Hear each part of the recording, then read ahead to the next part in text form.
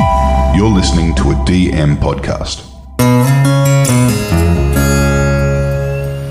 That it's pretty clear that had she not gotten the transplant when she did, she probably wouldn't have lived much longer. It was sort of at that dire straits point where she had had so many hospital admissions, so many bouts of pneumonia that we were sort of starting to think that, you know, next time she gets pneumonia, that's probably going to be it. The child there, flight up 458 here. Still breathing okay at the moment. Is it a big property? That blood pressure is not coming up. 493, understood, thank you. Hi, my name is Lana Mitchell from the Royal Flying Doctor Service. This is a podcast about life in the bush, mateship, courage, and the role that the Royal Flying Doctor Service plays in serving rural and remote communities. This is the Flying Doctor Podcast. My name is Kira Lee Dargan from the Royal Flying Doctor Service, and I'm an Aboriginal woman of the Wiradjuri Nation. This podcast has been recorded on Ngunnawal land and is being broadcast across all Aboriginal and Torres Strait Islander nations. We at the Royal Flying Doctor Service want to acknowledge elders, past and present. The RFDS recognises that this is First Peoples land and always will be. In podcast number 25, we met the lovely Danny Horton, who was in search for a kidney after her own kidneys failed at the age of 21. And in episode 46, we checked in on Danny after she'd been the happy recipient of a donated kidney and was on the rocky road to recovery. The Royal Flying Doctor Service has transported Danny more than 8 times to date to tertiary hospital, from her home on the remote coastline of South Australia.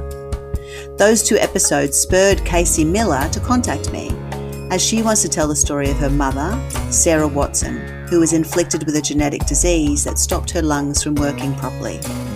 And that resulted in her also looking for a major organ donation. Kaysee's here to tell us about it. Hello, Kaysee. Hi. Look, tell me a little bit about you, Kaysee. I know you're a young mum with a 2-year-old and that you're based in Adelaide. Would you mind telling me a little bit, give me a snapshot of your life? Yeah, so we live in Adelaide's western suburbs, so down near the beach. Myself, my husband, and my little girl, Olive. And yeah, I just really wanted to talk to you about my mum, Sarah, and tell you a bit about her journey and her story and the impact that RFDS had. Fantastic. Did you grow up in Adelaide? I did, yeah. So it was just me, mum and dad, and yeah, the only child life. I just had my parents to hang out with. Did they both work? They did, yeah. They both were full-time. My mum worked full-time from when I was really, really young, and I was in daycare full-time and that sort of thing. So they always have worked full-time and showed me the importance of working full-time and working hard. What did they do? Well, Mum, one of the amazing things about Mum is she grew up in the 60s and 70s, and she was almost, you know, we like to joke that she was a bit of a trailblazer. She was a forklift driver. She worked on cars. She worked at Holden's at the factory, doing those sort of male-dominated jobs. And so we like to joke that she was a trailblazer of her time. Oh, she probably was. Well, that's brilliant. And what did your dad do? He works for the local council doing fire prevention and animal management and all sorts of things. Okay. Now, your mum had severe asthma while you were a child. Did that inhibit what you could do as a family and how active she could be? It probably did with her, but my dad was sort of made up for that inactivity-wise. He's a very sporty guy, so he made up for that sort of thing, and obviously we were able to do other things with Mum and do lots of craft. She was a really crafty sort of person, always doing DIY things at home and stuff like that. So it didn't, you know, impact my life in that way. Now, managing a chronic health condition, it's always challenging for the patient and sometimes also to those closest to them. Did that condition impact you as you grew older as a child? I think the thing with Mum's condition, she, you know, we thought it was severe asthma. We later learned what it actually was. And it obviously did get worse. And when I was, you know, in my late years of primary school, her health started to decline. And we sort of noticed that she did seem out of breath a lot more and she was struggling to keep weight on and that sort of thing and was sort of unwell a lot.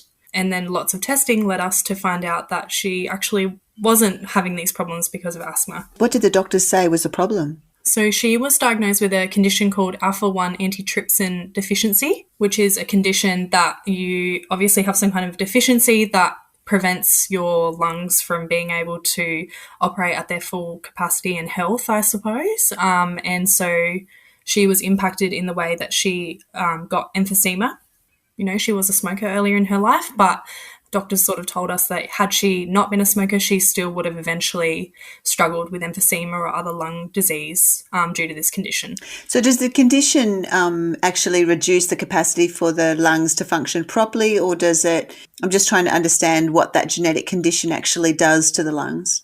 The way I understand it is that it just makes your lungs more susceptible to conditions like emphysema and damage to the lungs that then reduces your lung capacity, and that's a vicious cycle of when your lung capacity goes down, you get sick more, then you get scarring of the lungs. Exactly. And then when you get scarring of the lungs are more susceptible, and it just sort of becomes this bit of a catch-22.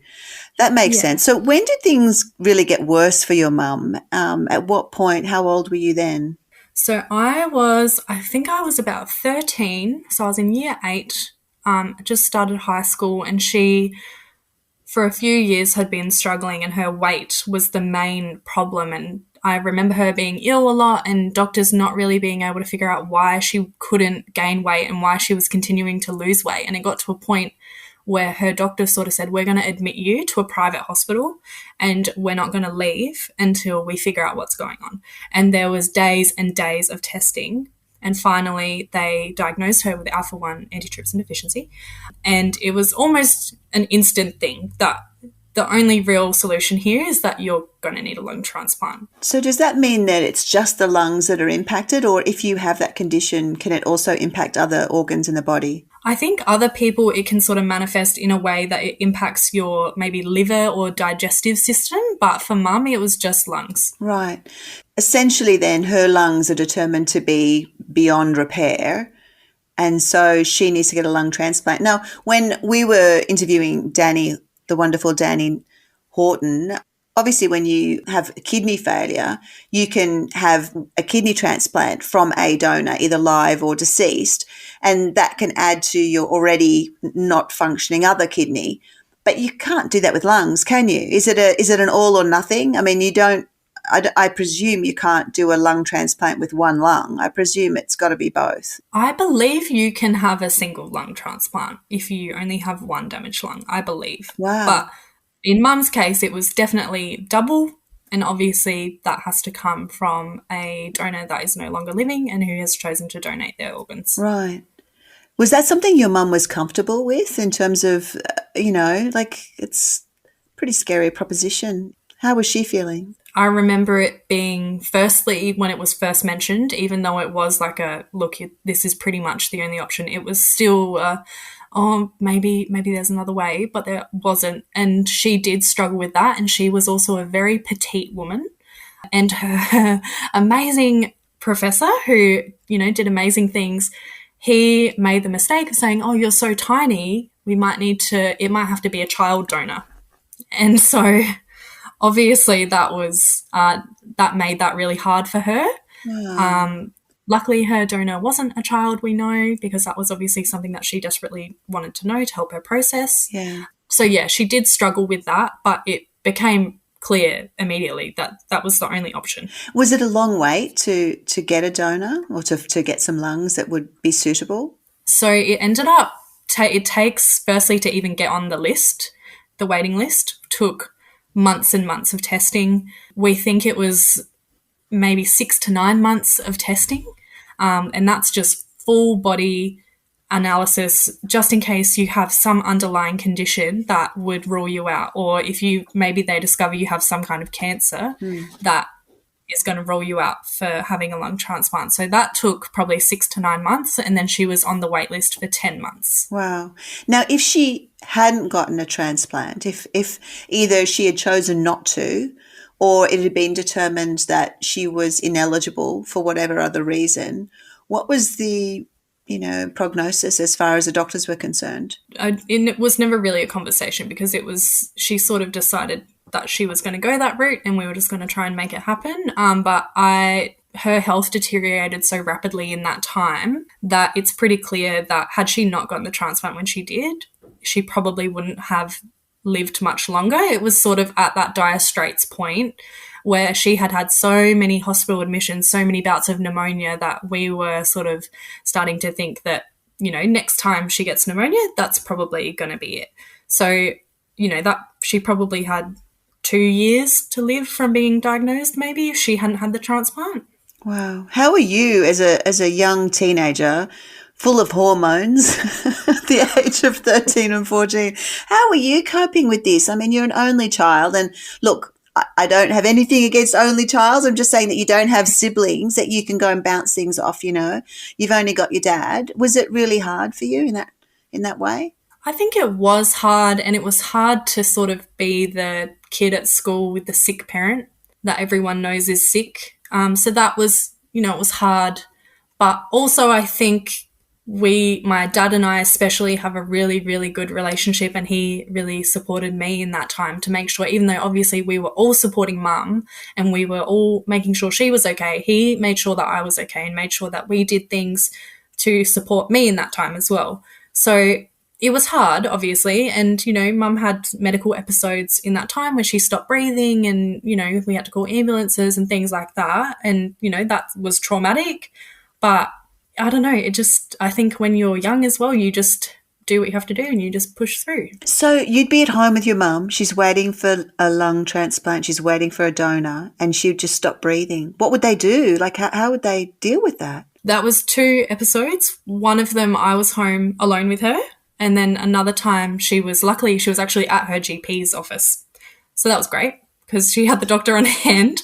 And when it was just us, she was just laying in bed. I heard a strange noise. She had oxygen 24/7. We had an oxygen machine in the house with a, I don't even know, 10-meter long little oxygen cord that just trailed around the house. So we always knew where she was. And I heard a weird noise. My dog ran in to check on her. I went in, and it was clear that she wasn't properly breathing and was sort of gasping and couldn't breathe and wasn't responsive at all. So I had called an ambulance, and they came in and, you know, were just trying to get her breathing again, I think. I don't really know what they were doing, to be honest, because it wasn't CPR. It wasn't at that point yet. But it was, you know, she was in intensive care for a few days after that. But that's how dire it was getting. You know, we were starting to have episodes like that. Oh, that's horrible. Yeah, so it's lucky she got the transplant when she did. Yeah. So, yeah, you'd always be listening for the sound of the oxygen tank and looking for where the oxygen trail is taking you. For where's mum? Yeah, where's mum? What's she doing? Is she okay? Wow. Yeah. Okay, so you had to wait 10 months, and then finally the word came. What was the family told about this donation? Were they able to tell you any information about who the donor was, or about the state of the lungs, or about the location, or what were you told? I mean, I was probably shielded from those conversations a bit, because I think I was probably 15, and it was a whirlwind, first of all, because, you know, we're in Adelaide, lungs were in Sydney, it was a big deal. We were told that there was a pair of lungs, there was a slight mismatch. There's a certain thing that it doesn't really, it's if they have the virus or you don't have the virus, you know, it's little tiny things. So it was fine. It wasn't a child, which mum was, you know, thrilled about. I think that's pretty much all they were told. It's just, we've got a pair of lungs that are a match. Do you want them? Let's do it. It's this tiny window, right? It's a tiny window of time, because you've got to keep the lungs alive and you've got to get the patient to the lungs. So it's this window that's closing. Do you remember the day or night when that call came through, and when your mum was suddenly being rushed off to the airport? So it's a funny story, because I was at work at a fast food restaurant and mum was home alone, gets the phone call, can't contact dad. No one can contact dad. Dad's at Baker's Delight buying bread. As one not does. Looking at his phone. Yeah, phone on silent.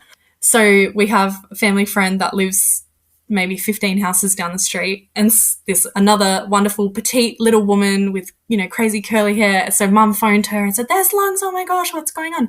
And so this friend, Trish, sprinted down the street to run down and help mum, because of course we had 10 months, but no one was organised nobody had bags packed. I think Mum maybe had a bag packed. Dad, when they finally got hold of him, ran home, had to pack a bag. And so they're waiting on him.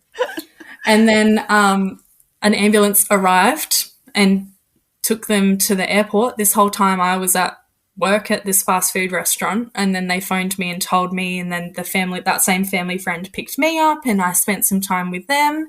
And then, Mum and Dad were taken by ambulance to the airport, which Dad recalls as a very calm and not fast drive at all. No lights and sirens, just very chilled out drive.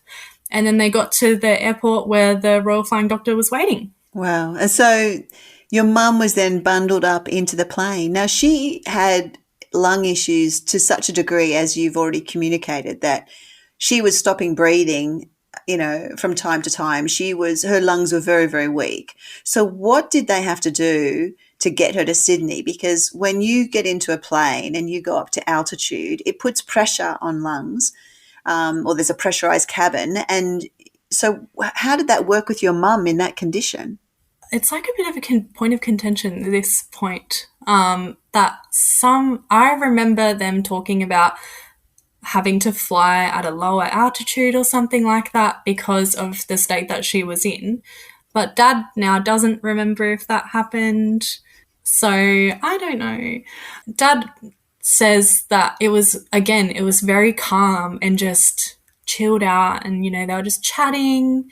They had the nurse who was obviously taking care of them and monitoring Mum, but it was all just really uneventful, and they just felt really safe and really supported and taken care of, especially by the nurse who sat with them for the whole flight and really made sure that they were comfortable. Okay, so then they arrive in Sydney and it's all systems go.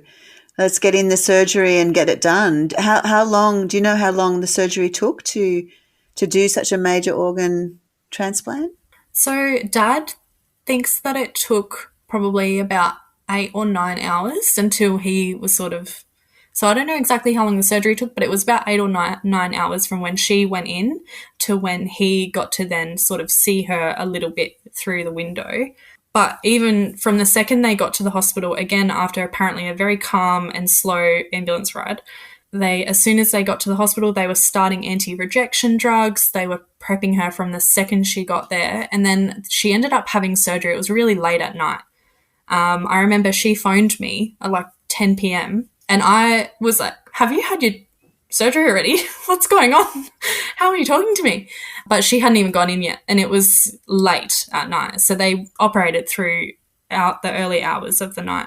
And probably 8 or 9 hours. And then, she was out and Dad got to see her. When you spoke to her just before she went in, how was she? Was she worried? Was she calm? Was she reassuring you as her daughter? Like, how was she responding? Because there's always risk with these major surgeries. What was her attitude to you? I remember that it was just a really just relaxed conversation. It wasn't anything crazy, like a if I never see you again sort of thing. It wasn't anything like that. It was just all right, like I love you, and I probably said good luck or something like that. It wasn't anything crazy, but it was just, a last little check-in before she went in. That's great. So she wasn't stressed, which is really good. She probably was a bit stressed, but I just don't remember.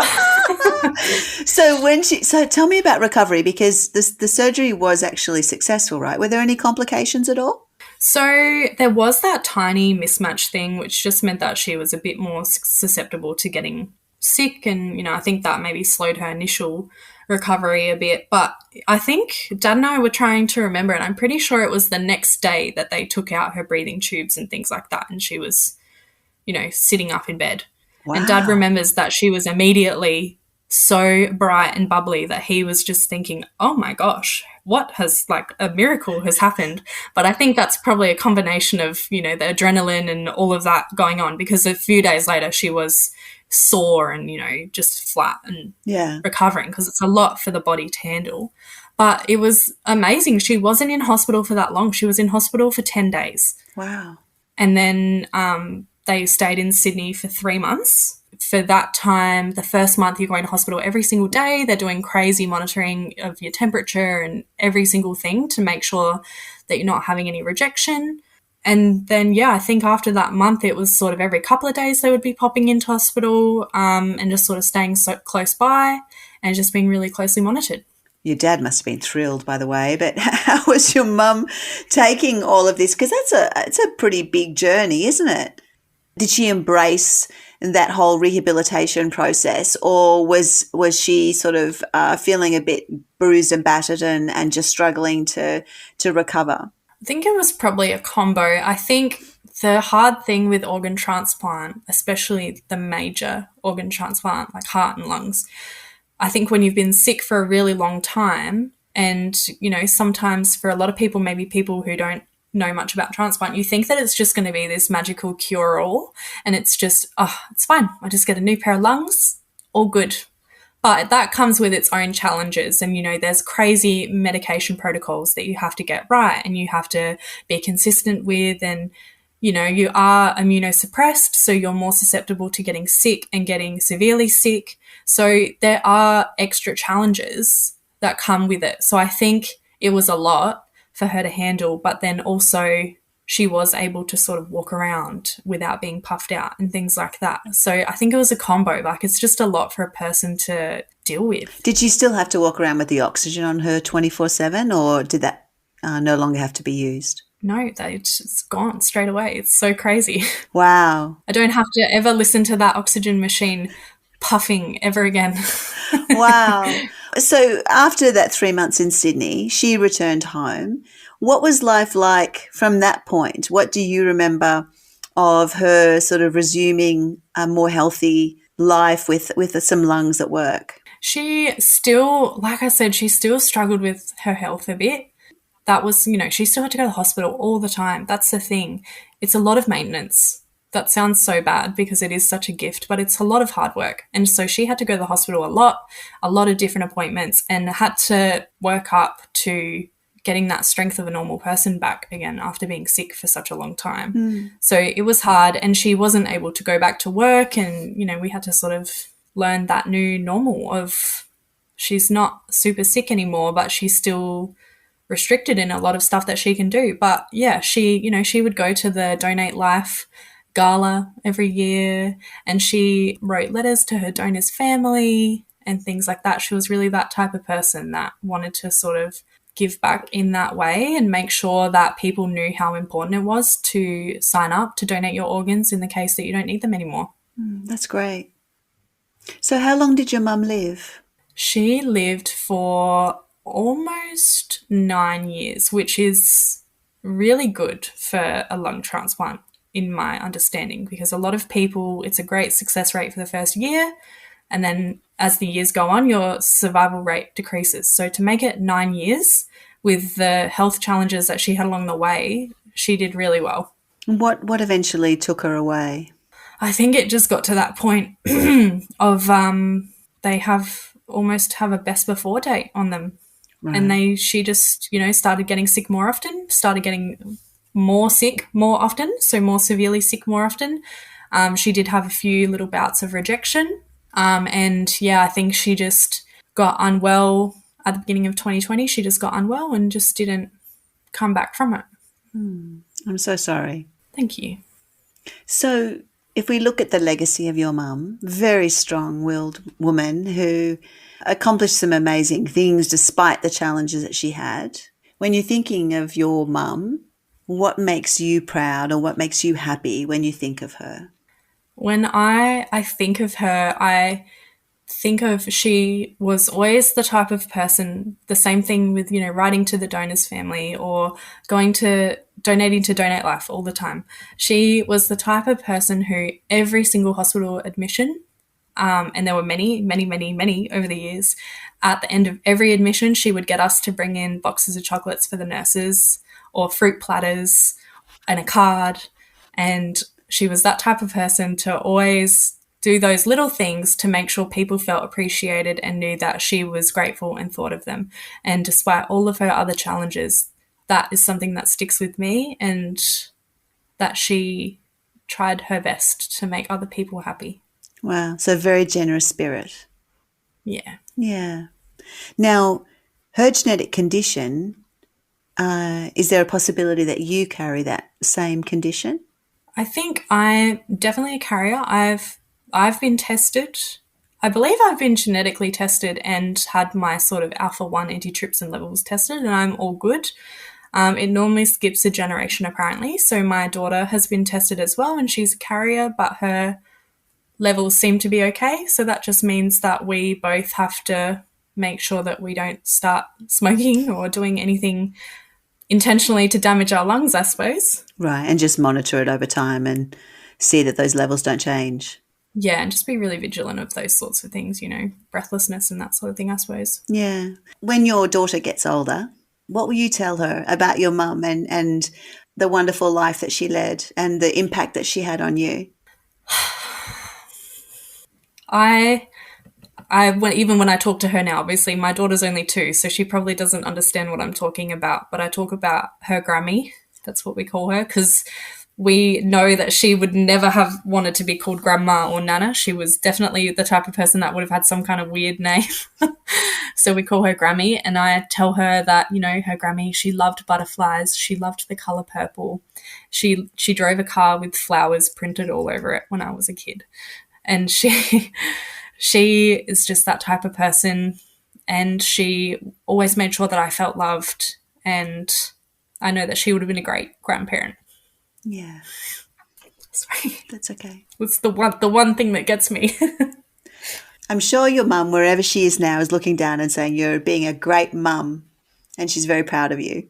Thank you. What do we need to tell people listening to this podcast at the moment about how they can get onto the donor register and what they need to do? Because my understanding is that even if you do put your name down to be willing to donate organs if the circumstance arose, it's still very important to tell your family and friends, isn't it? Because it's ultimately, if somebody passes away, it's those family and friends who will make that final decision. And so communicating to those family and friends about your wishes is very important. Yeah, so it's not just as simple as ticking that box on your license and suddenly when you die, your organs go to people that need them. You need to make sure that your family know your wishes. If you've got a will, you've got it in your will. If you've got power of attorney, it's on there, making it clear to all of your care providers. And also I think on Donate Life, you can sort of sign a specific register that's separate to the one that you have for your license, I believe. And that's sort of another way to make sure that your wishes are known and you can give that gift to someone. Here's a big shout out to everybody that's listening. If you're not already on the register, if you haven't already made that clear to those that you love, gosh, you give the gift to many people that are desperately needing it. Thanks so much, Kaysee. Lots of love to you, your husband, and your 2-year-old daughter, Olive. Thank you. Thank you for telling these stories as well. Thanks for listening. Word of mouth is always the best promotion for a podcast. So if you enjoy this podcast or a specific story, please share with family and friends. If you haven't already, join our Facebook group called the Flying Doctor Podcast Community.